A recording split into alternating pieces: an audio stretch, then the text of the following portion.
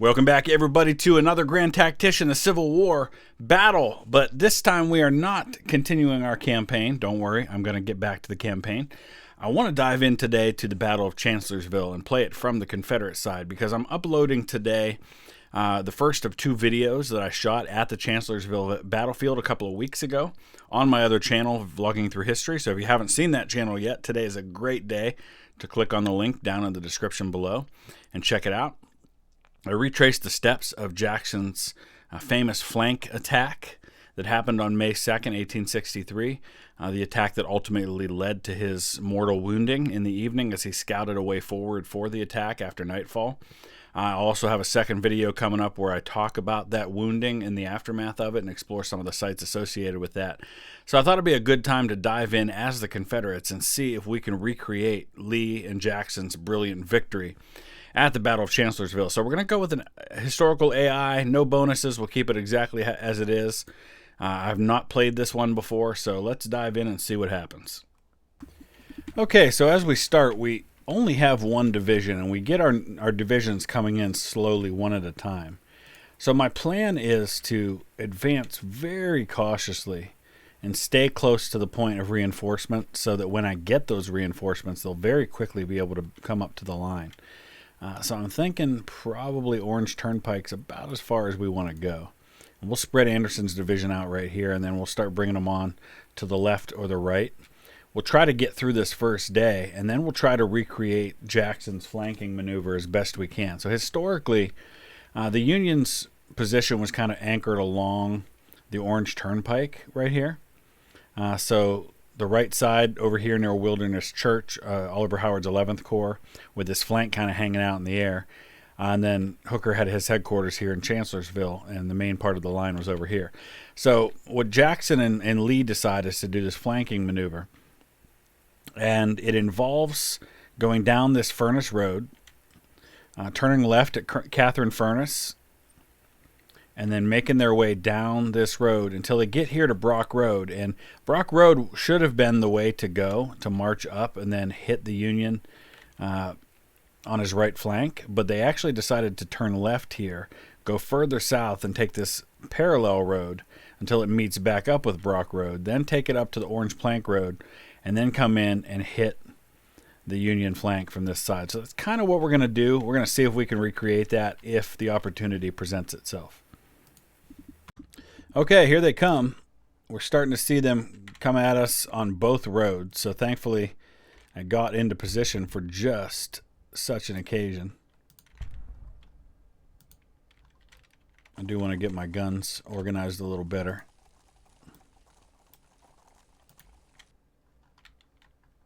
Now we just got to try and hang on here as best we can and just continue to bring my reinforcements up. He's got a lot more ground to cover with his.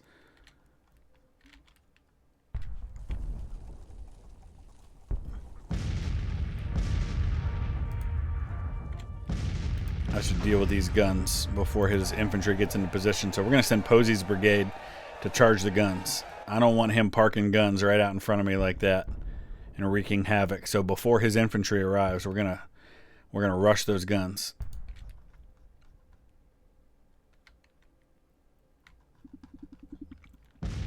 No more reinforcements arrived just yet. Come on, Posey, get up there and take those guns.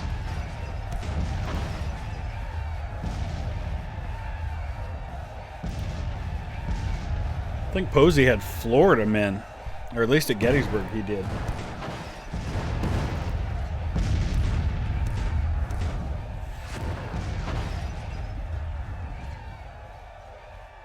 All right. That's the problem with putting your guns out front like that, which I know is kind of a flaw in the mechanics a little bit of the game, that the guns tend to outpace the men because of the horses. These are 3-inch guns. I want to get the 12-pounder Napoleons up on the line. Looks like he's shifting everybody over this way.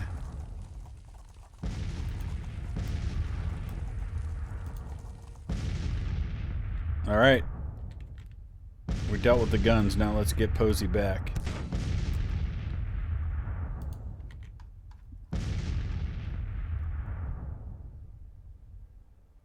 Although taking those guns seems like something I need to do.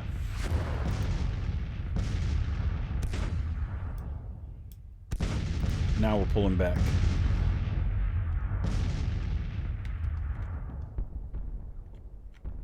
Alright, here comes Jackson. So AP Hill's Light Division is on the field now. I think we'll probably go ahead and bring him up, and we'll leave him in double line. He's got almost 12,000 men. Maybe bring him up right in here. We'll let the others kind of get settled before we figure out where we want them. Oh, why didn't we grab the guns? Grab the guns, please.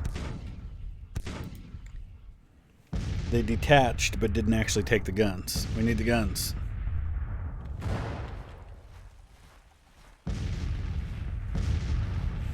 So his artillery actually got away, it looks like.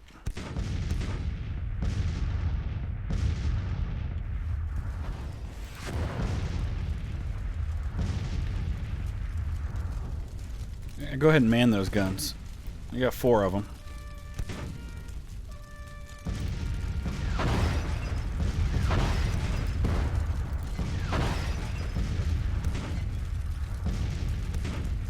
The time-honored tradition of turning the guns on the enemy.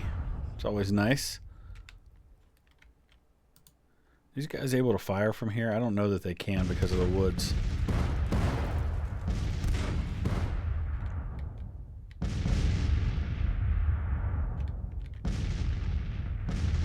I'm going to bring them over here.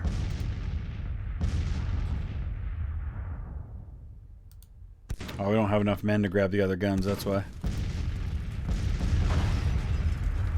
Nice. Used his own guns to drive him off. Lovely. Plus it's holding the Union back, which is what I want. I want them to be held back. I don't want them to advance in force on my lines. And with that in mind, since he's holding back there, I'm going to go ahead and bring these 12-pounder Napoleons under Garnett's battalion up in front of the lines. See if we can start pouring some fire into him. And look at this. He's got some guys over here on our flank. We're going to turn Archer that way to hold the flank while we send another division up. Who we got here? This is DH Hill's division. We're going to bring them in right up next to AP Hill on that side.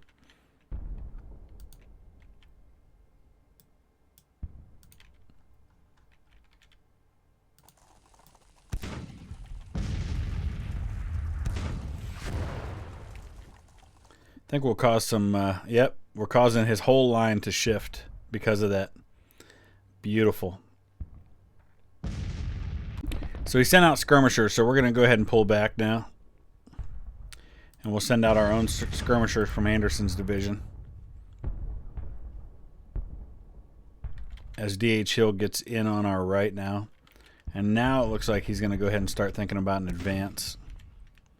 We've got Raleigh Colston's division back here. There's Elisha Paxton, the Stonewall Brigade. Paxton was killed during Jackson's flank attack. He is the great-great-grandfather of Bill Paxton, the actor, who has been in a number of films with historical settings. He played Sam Houston in The Alamo. Not the, I should say not The Alamo. It was Texas Rising. I think he played Sam Houston because who was it that played Sam Houston in The Alamo? I can't remember his name now. Give me a minute.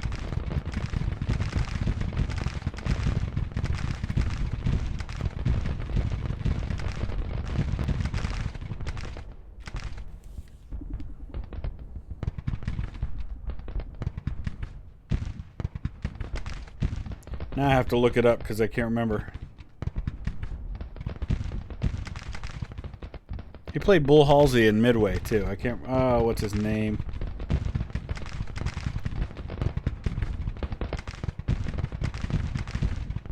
Dennis Quaid. That's it. Okay. Bill Paxton was also in Titanic. He was in. He played Randall McCoy in Hatfields and the McCoys. But yeah, that's his great-great-grandfather. Oh boy. So we got 11th Corps units coming down the road here on us. So we gotta get Stuart's cavalry out somewhere to safety. He's throwing everything he's got at me, isn't he? We're gonna probably need Rally Colston's men at some point, so I'm gonna pull them up to like right here.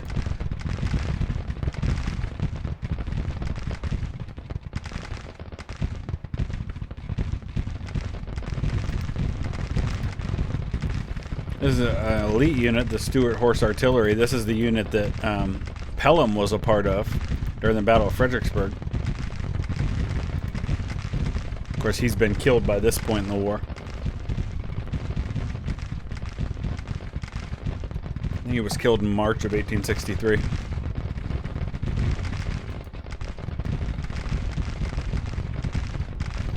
We got some heavy fire going on over here on our left. My goodness. They really are throwing everything they've got at me.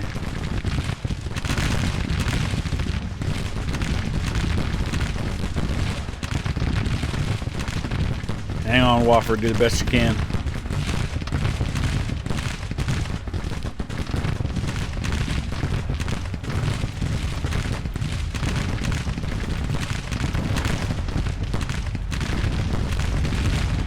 He's got a lot of guns compared to, you know, in my campaign where they don't always have a lot of guns. What do we got here? 3-inch ordnance. I want to do some counter battery fire here with my rifled guns.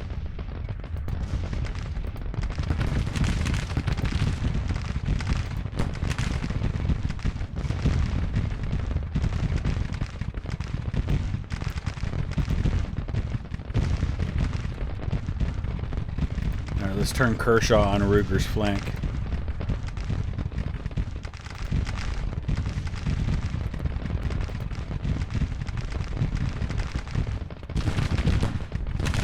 Come on, Kershaw, get up there. So we really need him there because Wofford's going to start getting ganged up on over here. Perry's suffering a lot of casualties. Wright's got a lot of casualties. That's kind of where the main action is right now.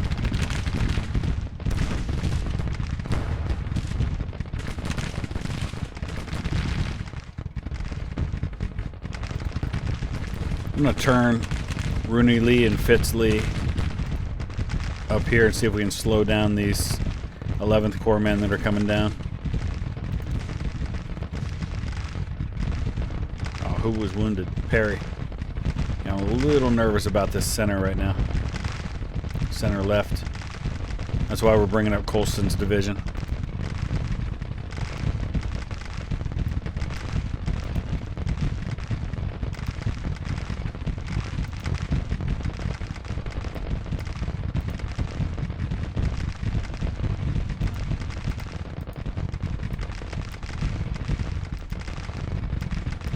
Line them up right here.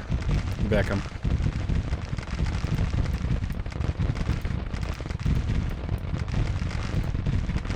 All right, Kershaw.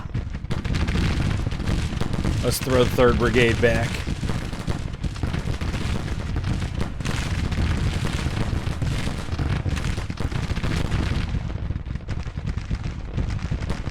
Man, I'm nervous about this.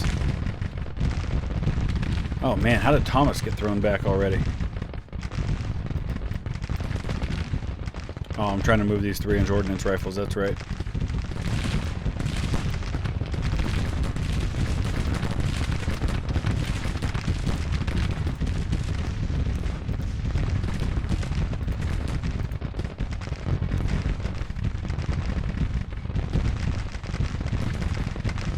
Alright, we threw back Ross. I'd like to think the same thing is going to happen with Ruger.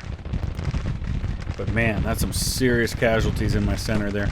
We're going to put the Stonewall Brigade up here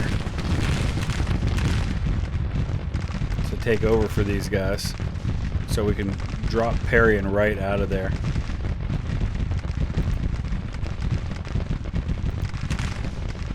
We'll get Nichols' Brigade up here in place of Wright. Come on, Kershaw. Keep pouring into Ruger's flank.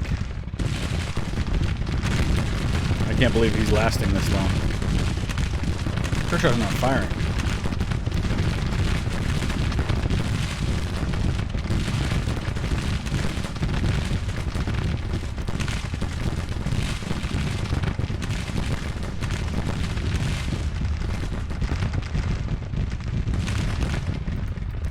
lot of brigades up here. Lee, I need you up here to protect this artillery. And bring Sems up too.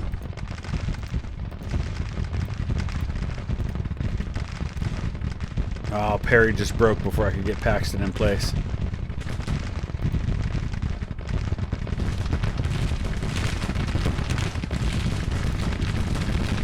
Kershaw's still not firing, but the artillery is. I just don't know if Wofford's going to last that long. Here's the Irish Brigade.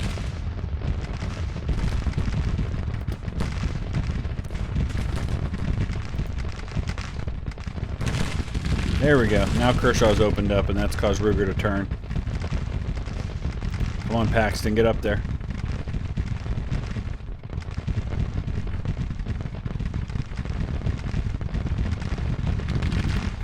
How are the numbers looking? Wow, 4,000 casualties for the Union already, 2,500 for me, which is actually higher losses for me than for him.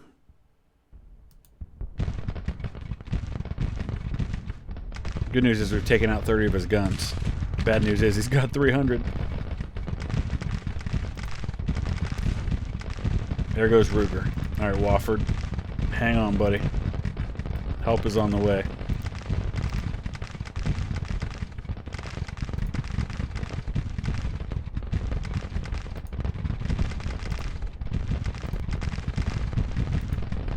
I'm going to pull right back. Nichols is going to come up and take that spot. Posey's only taken 57 casualties. Wilcox just 78.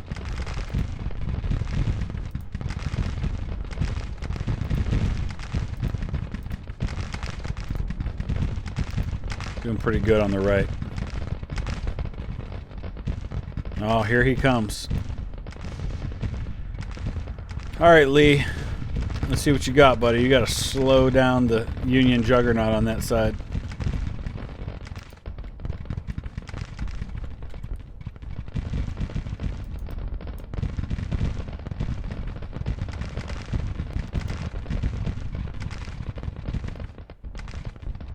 Kershaw should be moving to get into place. Maybe, maybe not. Get up here, Kershaw.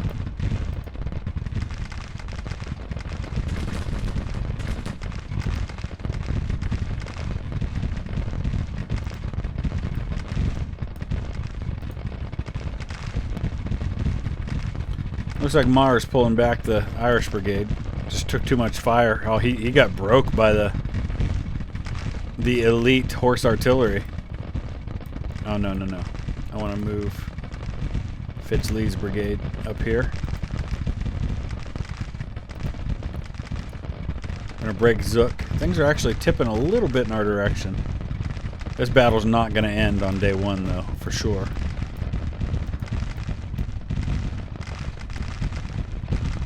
We're just trying to hold the line right now. Need Jeb Stewart to back up a little bit. Making me nervous, buddy. So Von Gilsa's brigade was actually the first one to get hit on the flank attack. Historically, they were the one that Oliver Howard threw out on his right flank to watch because he had been warned that there was some Confederate movement in that direction. And Von Gilsa actually went to Howard face to face, telling him that there were Confederates massing in front of him, and Howard didn't believe it.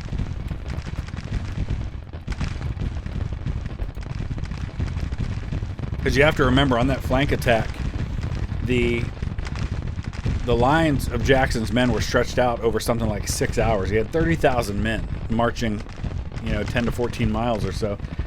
So by the time Rhodes's division, which was the lead division, arrived and got into place for the flank attack, the rear elements were still 6 hours away. So they had to sit there quiet for hours and not be detected. And there were a lot of signs that they were coming that Howard ignored. All right, we want to try and ride Fitzlee into Brooks' division and see what happens, or Brooks' brigade and see what happens.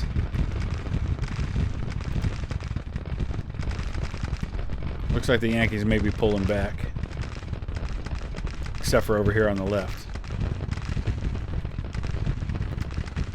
going to send Sems up here to help.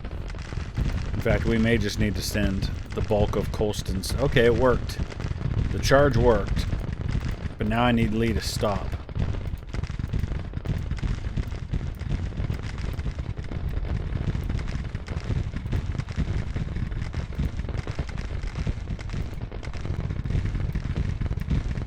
We're going to send some infantry up here to help.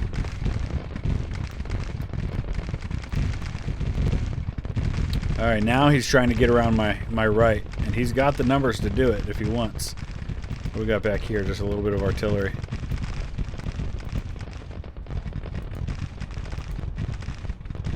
I don't know why Jackson's back there. Let's bring him up. Let's get Colquitt out here. Alright. Oh, man, this is brutal. 10,000 Union casualties already. 5,300 for me. That is way more than I'm comfortable with.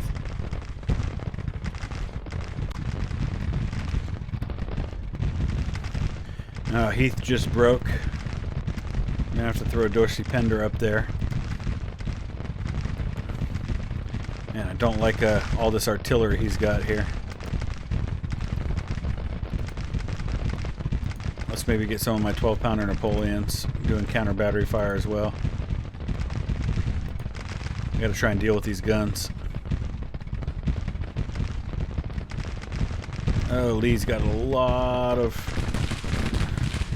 firepower coming down on him right now.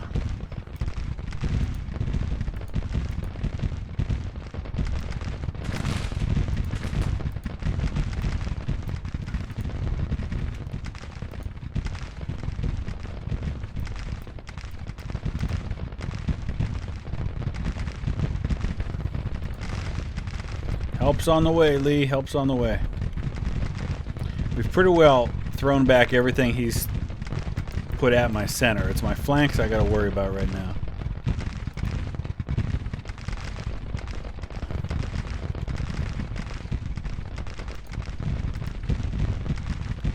I do like the way the new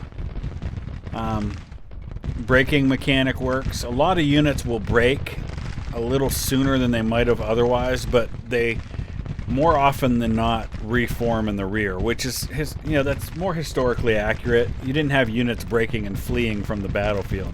They would break, but they would eventually reform somewhere, and you could end up using them later in the battle if it came to it. I'm going to keep both of these brigades here just in case I need to plug them in somewhere. Alright, we've successfully slowed down the danger over here.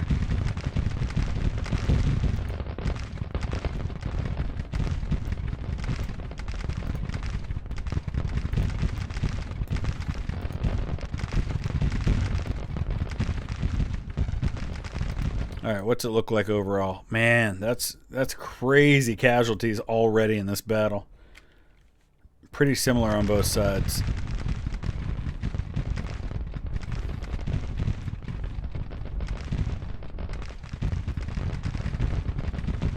We're getting close to nightfall now, which will give us a chance to reform a little bit. We'll see what he does.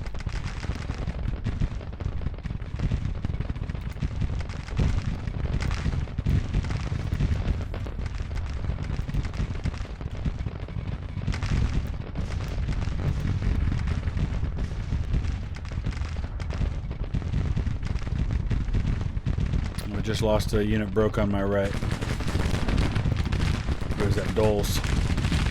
Yeah, he lost more than half his number. That's a recipe for breaking every single time. Actually, you know what? Let's hold Thomas in reserve. We'll send Iverson over there because he hasn't been engaged yet.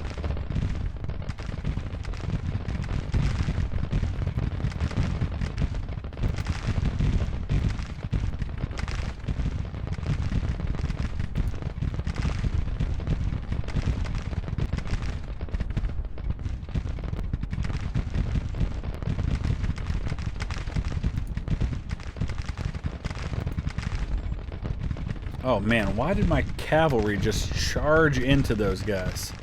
Oh, that was dumb. That's a great way to lose everything.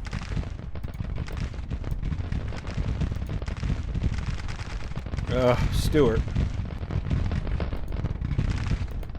What were you thinking? Alright, you know what?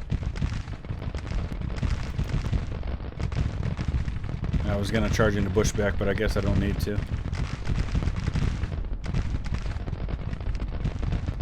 Man, I cannot believe how fierce this first day of fighting has been. I expected it to be more about just kind of probing and things like that, but it's been brutal.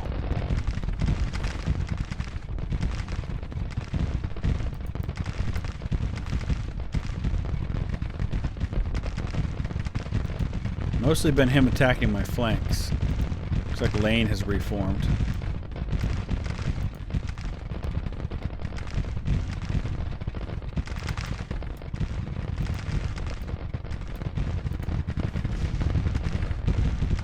Just been a steady fire.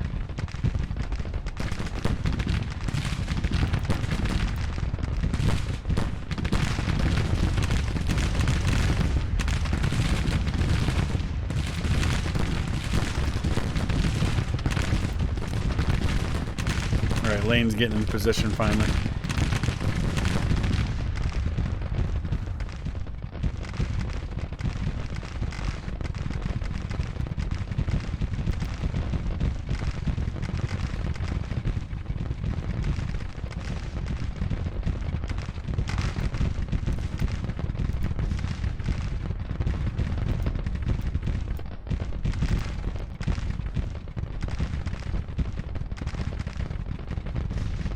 Gonna need Lane's firepower up here on Haman.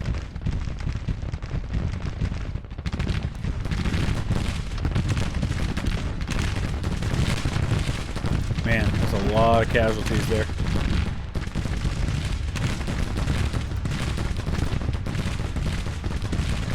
Also dealing with a lot of ammo issues on the right.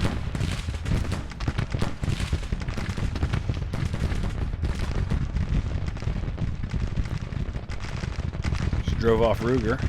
How's Jones hanging on over here? Pretty good.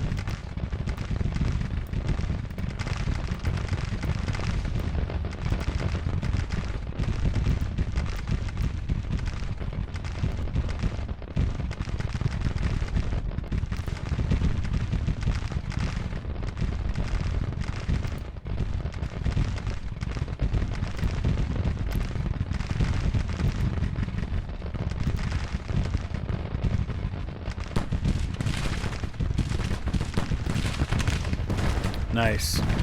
I had a feeling putting Lane up there would help turn these guys back.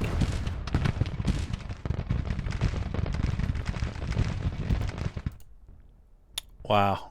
20%, 22% on day one. It's the bloodiest day in American history.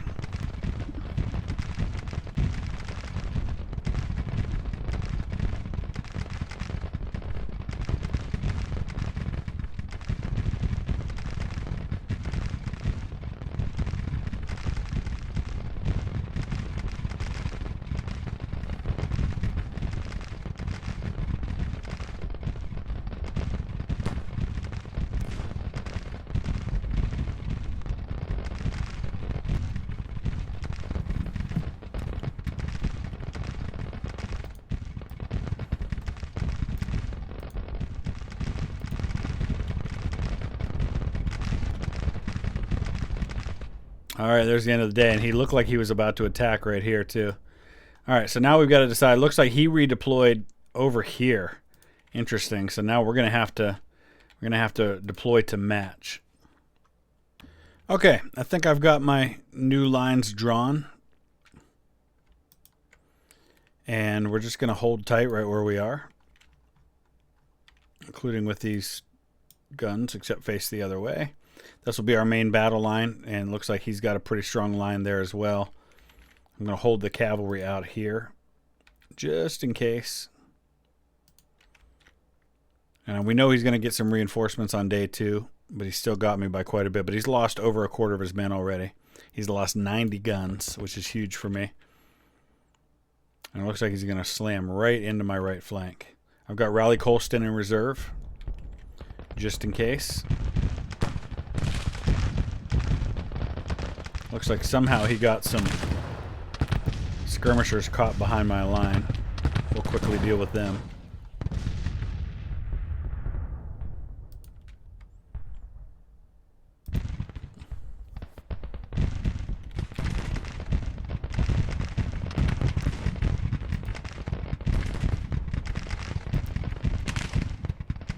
Hopefully nobody comes in from this side. I'm going to bring my commanders back this way.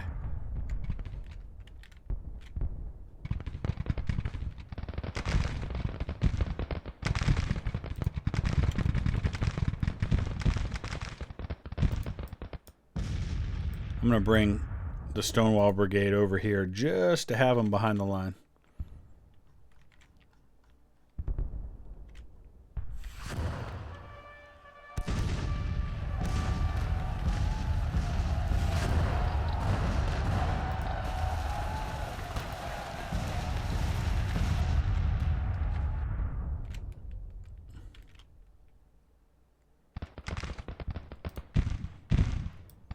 So we're going to go ahead and bring the Stonewall Brigade right up into this gap in the line. I'm sending O'Neill to deal with Benham. O'Neill actually was one of the lead brigades in the flank attack historically. They were charging over the field that was held by von Gilsa's brigade. That was the area that I visited in my video, was right where O'Neill charged.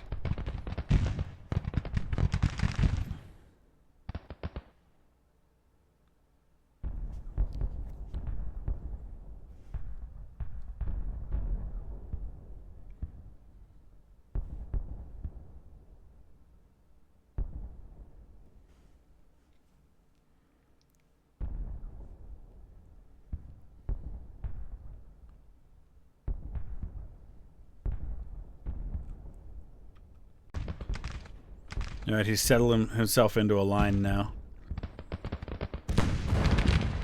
Alright, O'Neill, you did your job. Protected the guns. How many did we lose? We lost 74 men, so I'm sure we lost some guns too. It does look like he's moving back in toward my left.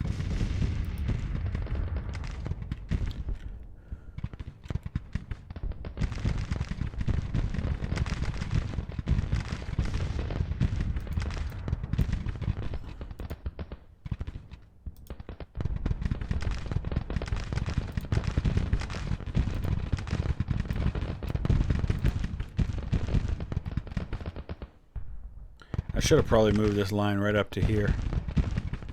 I still might. Although it's going to take a while for them to get their orders to do that.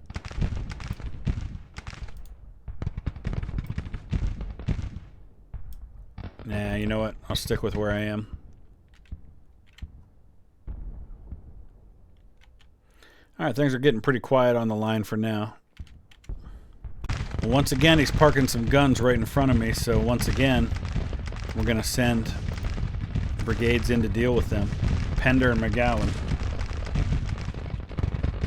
He's trying to line up over here in front of me. We're going to do the same thing here. I'm going to send Posey to take out the Alonzo Cushing's guns.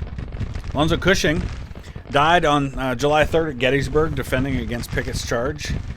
Got a much overdue Medal of Honor given to, presented to him by President Obama a number of years ago. I visited his grave up at West Point in the National Cemetery there on the post. And it does now indicate his Medal of Honor. Alright, Pender, you need to fall back. Come on, Posey, get those guns and get out of there.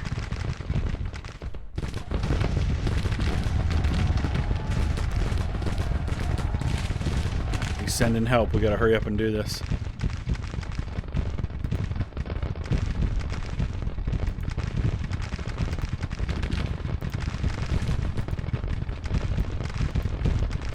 Alright, so I'm gonna send the rest of the division up to that position. At least for now. Alright, we gotta drop Pender back. He just will not drop back. Looks like the attack's gonna come on my left again, or on my right again.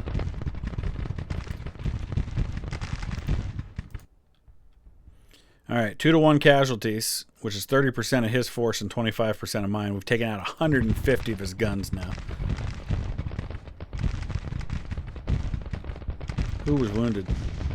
Oh, Elisha Paxton. Isn't that something? He was killed in the real battle and he's wounded here.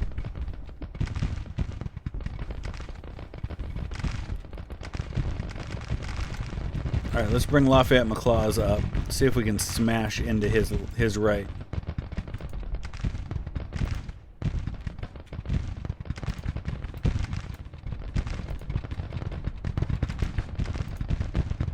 I'm going to bring the balance of Colston's division over here to build up my own right. I'll bring in Beckham's horse artillery. And put Fitz Lee out here on the flank as well. Did he get the rest of his reinforcements? I think he did. He's got 60,000 men, so he still got me by quite a bit. Let's see if he's got any men that have not been engaged. 3,400 men here. There's a 20,000 man 5th Corps and the 1st Corps, neither of which have even been touched in this battle. That is not good news for me, because I don't have reinforcements. And it looks like here they come.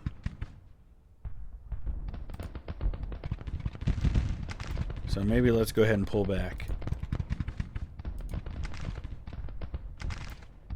And we'll tell McClaws to come up just slightly this way. I don't feel great about my chances long term on this one. I can't fight a pitched battle face to face when I'm outnumbered by the numbers that I am.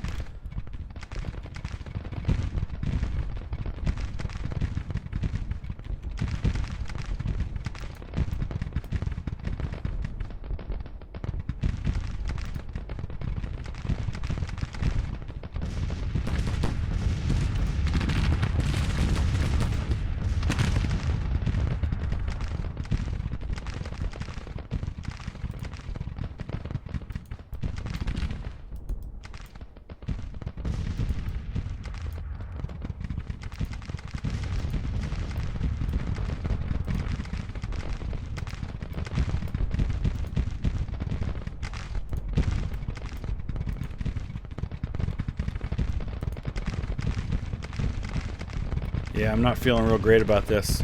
Going face to face like this instead of being able to outflank him, not a good way to win the Battle of Chancellorsville.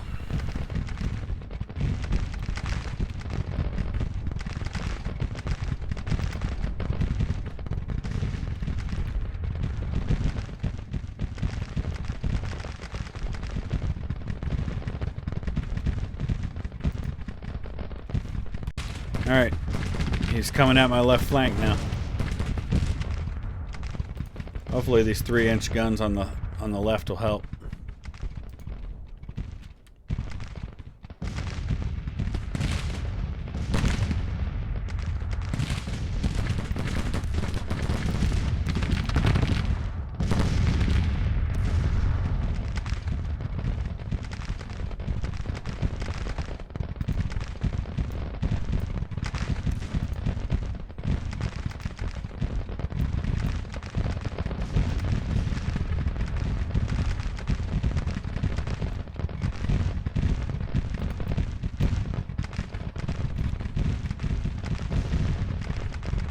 Alright, we threw back McGregor.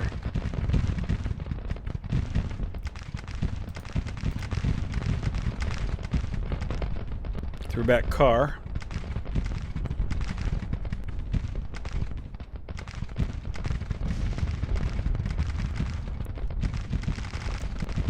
Gonna throw back Francis Barlow over here, hopefully.